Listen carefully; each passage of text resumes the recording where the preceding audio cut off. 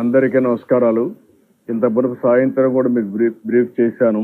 తర్వాత నేను నేరుగా ఇక్కడ సింగ్ నగర్కి వచ్చాను. ఇక్కడ పరిస్థితులన్నీ చూసాం. అప్పటికే బుడమేరు బ్రీచెస్ పడడం, ఆ బ్రీచెస్ వల్ల ఆ నీళ్లు కూడా విజయవాడ మీదకి వచ్చే పరిస్థితికి వచ్చింది.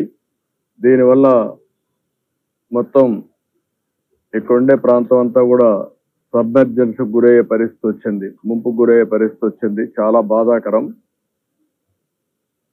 ఏదైతే ఒక పక్కన వర్షాలు ఎక్కువ పడడం, ఇటీవల కాలంలో ఎప్పుడు కూడా ఇంత వర్షం పడలేదు, అంత వర్షం పడింది.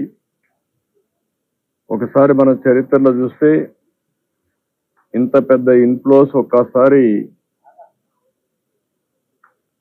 1998లో వచ్చాయి. తర్వాత ఇప్పుడు వచ్చింది. 1998లో 9,24,000 క్యూసెక్స్ డిశ్చార్జ్ అయింది. యాజ్ ఆన్ నౌ 9 గంటలకి 9,70,000 క్యూసెక్స్ ఆఫ్ వాటర్ డిశ్చార్జ్ అయింది. అప్పటికంటే ఇప్పుడు దగ్గర 50,000 క్యూసెక్స్ ఆఫ్ వాటర్ ఎక్కువ వచ్చింది. ఇది ఇంకా పెరిగే అవకాశం కూడా కనపడుస్తా ఉంది. ఈరోజు మనం చూసినప్పుడు అన్ని రిజర్వాయర్లు ఫుల్ అయినాయి. అదే సమయంలో ఈరోజు ఊహించిన విధంగా ఈ తుఫాన్ రావడం, ఈ తుఫాన్ వల్ల ఏవైతే తెలంగాణలో ఉండే ఈ యొక్క బుడమేరు ఇలాంటివన్నీ కూడా పెద్ద ఎత్తున అక్కడ వర్షాలు పడడం, ఆ క్యాచ్మెంట్ కూడా వాటర్ అంతా ఇక్కడికి వచ్చే పరిస్థితి వచ్చింది. ఇప్పుడు దీనివల్ల ఇంకా కూడా కొద్దిగా పెరిగే అవకాశాలు ఉన్నాయి. ఇప్పటికే కొన్ని ప్రాంతాలు బాగా ప్రమాదంగా తయారయ్యే పరిస్థితి వచ్చింది. ఇప్పటికే మనం ఒక పక్క చూస్తే ఏదైతే సింగ్ నగర్తో తోడుగా కృష్ణా లంకలో కూడా కొన్ని నీళ్లు వచ్చే పరిస్థితి వచ్చింది.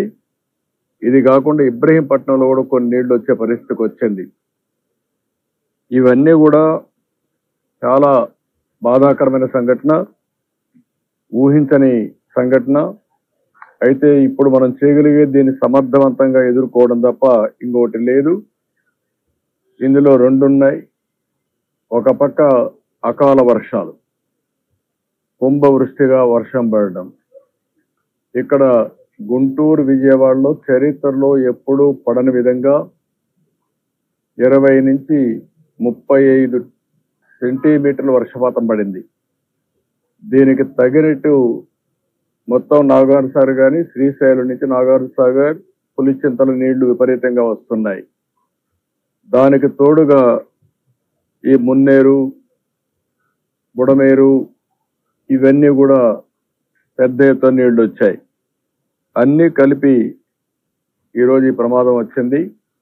రెండోది, బుడమేరుకి ఏదైతే నేరుగా కొల్లేరుకు పోయే దీంట్లో సరిగా మెయింటైన్ చేయకుండా పోవడం, మెయింటైన్ చేయకుండా పోయి కొన్ని బ్రీచెస్ పడడం, ఆ బ్రీచెస్ లో కొల్లేరుకు పోవలసిన నీళ్లు నేరుగా ఈరోజు కృష్ణా ఏదైతే ఈ దీని మీద సిటీకి రావడం, ఇవన్నీ కూడా సింగ్ నగర్కి రావడం.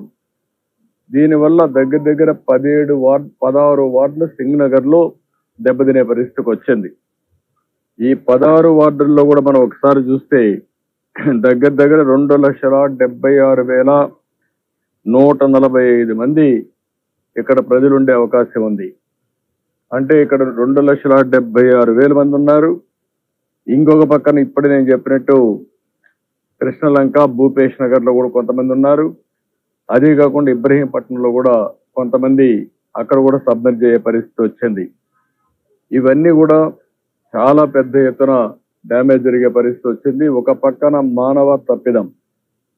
ఆనాటి 5 సంవత్సరాల్లో ప్రభుత్వం సక్రమంగా మెయింటైన్ చేసుంటే, ఆ బ్రీచ్ లేకుండా చేసుంటే ఇప్పుడు ఆ నీళ్లు ఈ యొక్క సింగ్ నగర్కి వచ్చే పరిస్థితి వచ్చేది కాదు.